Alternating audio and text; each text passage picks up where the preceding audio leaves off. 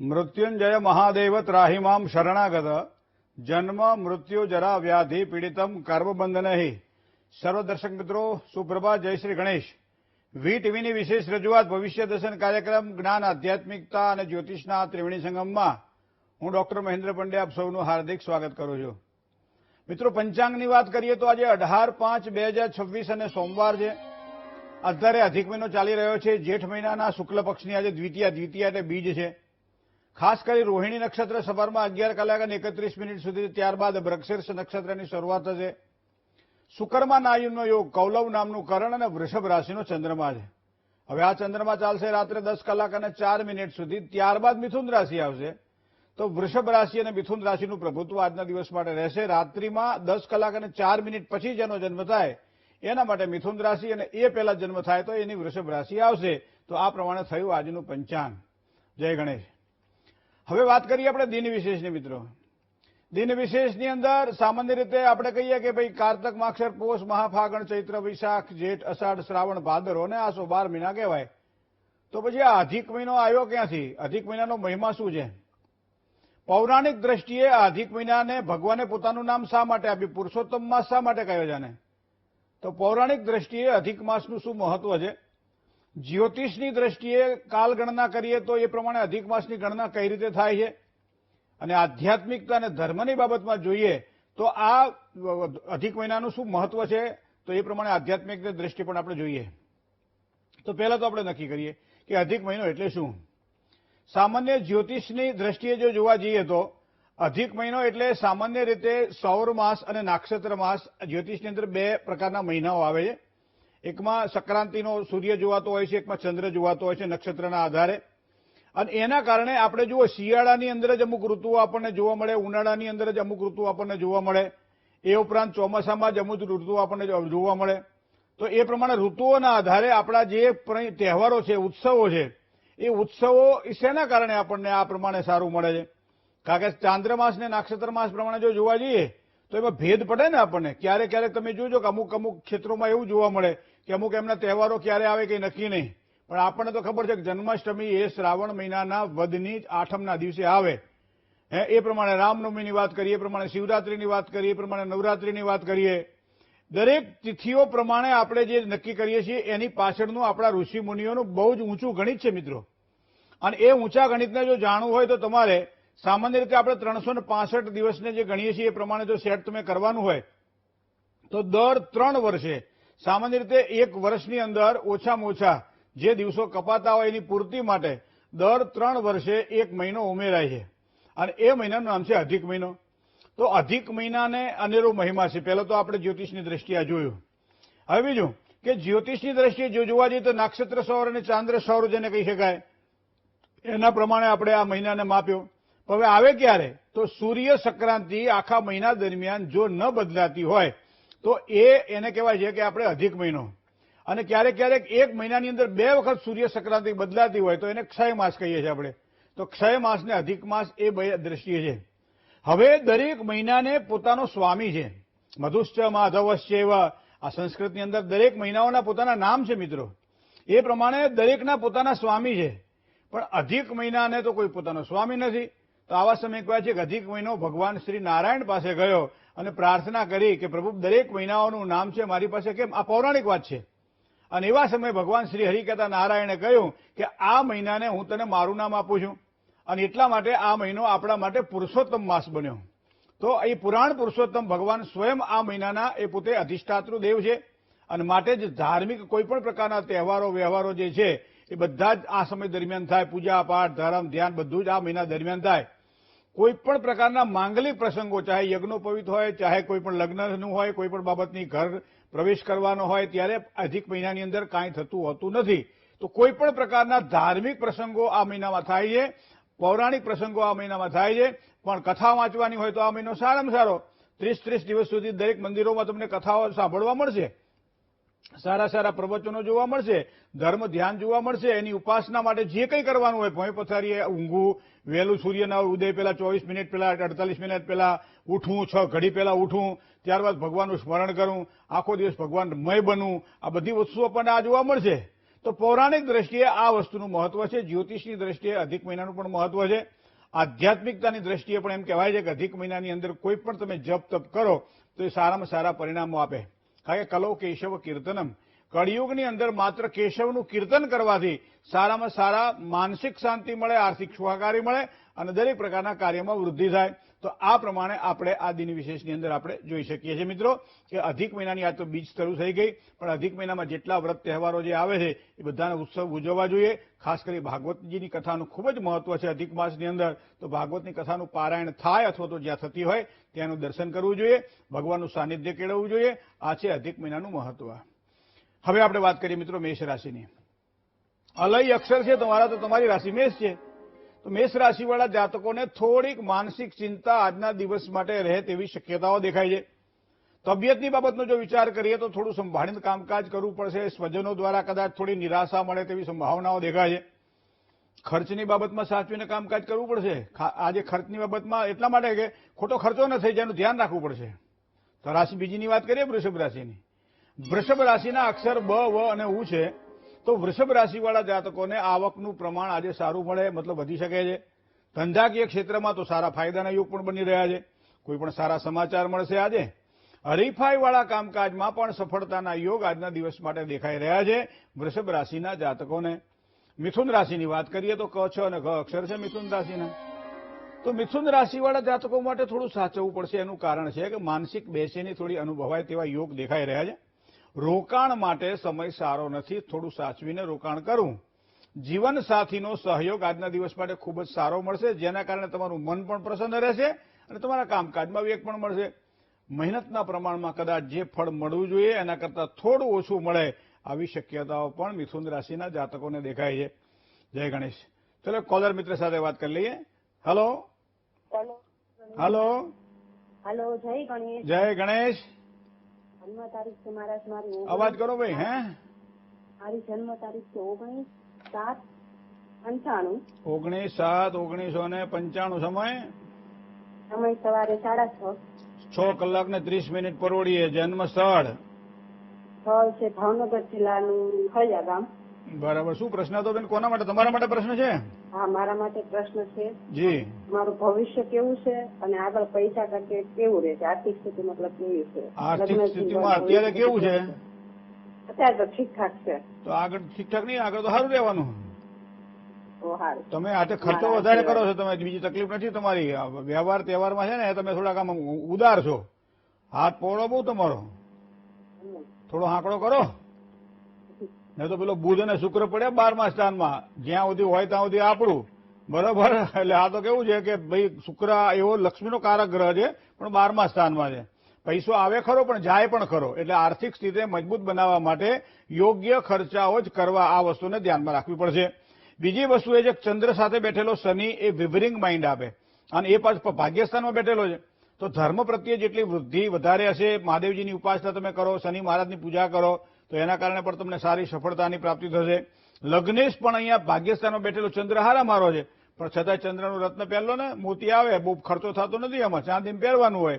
જમણા ડાબા હાથની ટચલી આગની પહેરલો, એનાથી સફળતા મળશે બેન. જય ગણેશ. ચલો બીજા કોલર મિત્ર સાથે વાત કરીએ. હલો હાલો, જય શ્રી કૃષ્ણ. જય શ્રી કૃષ્ણ. જય ગણેશ.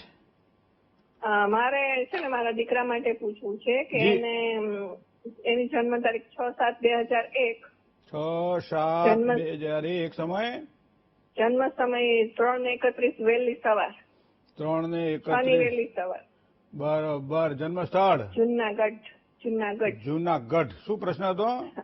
એને લગ્ન યોગ ક્યારે છે, કઈ રાશિ સાથે, અને એના ન્યુમરોલોજીમાં 6 તારીખ છે તો કઈ તારીખ સાથે એનો નંબરનો મેળ આવશે? 6 તારીખ હોય ને તો 6. હે, આજીવિકા માટેનું એને કયું વ્યવસ્થિત રહેશે? આજીવિકામાં શું કરવું છે ને? એને ઈ કોમ્પ્યુટરનું કરે છે. હા, તો કોમ્પ્યુટરમાં હારામારું લેવાનું છે. અને એને છે ને ગુરુ ચાંડાલ દોષ છે બને છે, એની અમે પૂજા વિધિ કરાવી લીધી છે. અને લગ્ન અને કઈ મંગળ કે એવું કઈ લગ્ન જીવન સારું રહે. અરે બેન, આખો કાર્યક્રમ તમારા માટે નથી. ધીરા પડો. અરે મારી ભલે.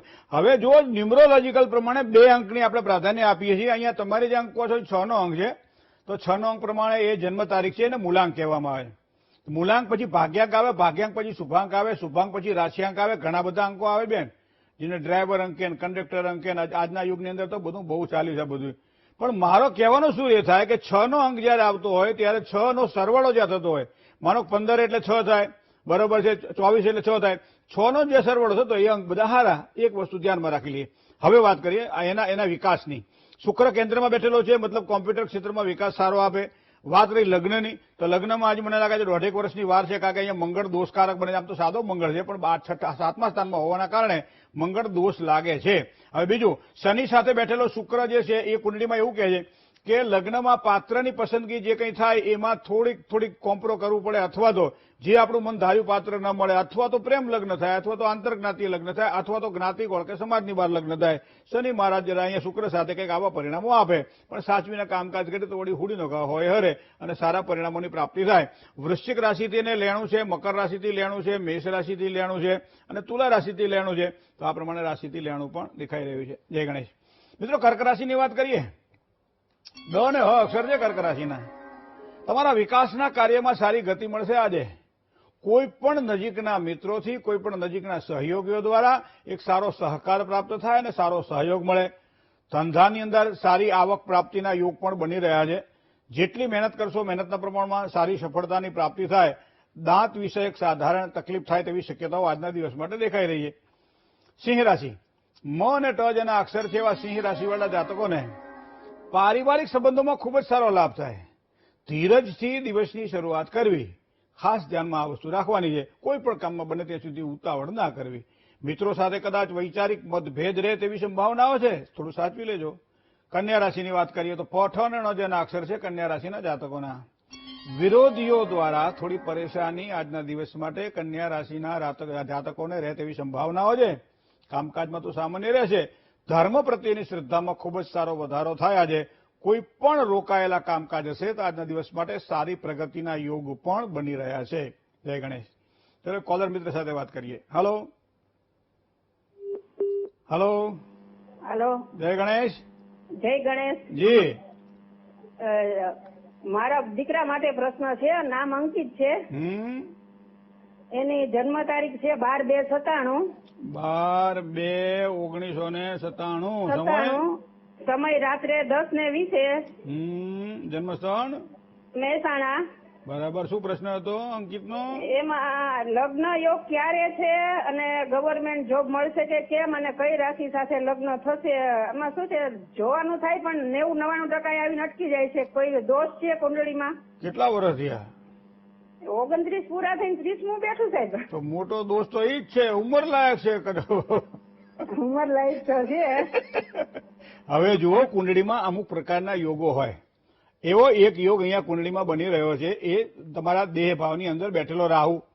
હવે રાહુ સામાન્ય રીતે લગ્ન યોગમાં વિલંબ કરાવડાવે અથવા બે લગ્ન કરાવડાવે. તો એના માટે આપણા શાસ્ત્રમાં લખ્યું છે કે જો દીકરો હોય તો એના માટે અર્ક વિવાહ કરવો જોઈએ, અને દીકરી હોય તો એના માટે કુંભ વિવાહ કરવો જોઈએ. તો અંકિતને એક તો અર્ક વિવાહ કરવો પડશે.